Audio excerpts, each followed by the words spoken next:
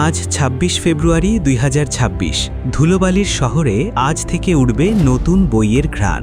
সব বাধা পেরিয়ে আজ দুপুর ২টায় অমর একুশে গ্রন্থমেলার শুভ উদ্বোধন করবেন প্রধানমন্ত্রী তারেক রহমান।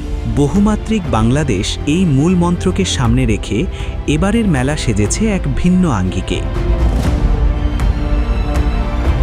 সংসদ নির্বাচন আর রমজানের কারণে মেলা কিছুটা দেরিতে শুরু হলেও পাঠক আর প্রকাশকদের মাঝে উদ্দীপনার কোনো কমতি নেই।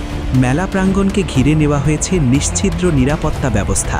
ঢাকা মেট্রোপলিটন পুলিশের অতিরিক্ত কমিশনার মোহাম্মদ সারোয়ার জানিয়েছেন, ৩০০টিরও বেশি সিসিটিভি ক্যামেরায় সার্বক্ষণিক নজরদারি করা হবে।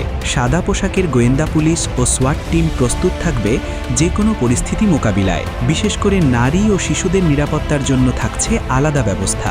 ধর্মীয় অনুভূতিতে আঘাত হানে এমন বইয়ের বিষয়েও সতর্ক থাকবে প্রশাসন। বইমেলায় বাংলা একাডেমি ও সরদি উদ্যান গেট কেন্দ্রিক এবং আভ্যন্তরীণ কয়েক স্তরের নিরাপত্তা ব্যবস্থা থাকবে। এবারের মেলার অন্যতম আকর্ষণ হল জিরো ওয়েস্ট বা বর্জ্যহীন মেলার উদ্যোগ।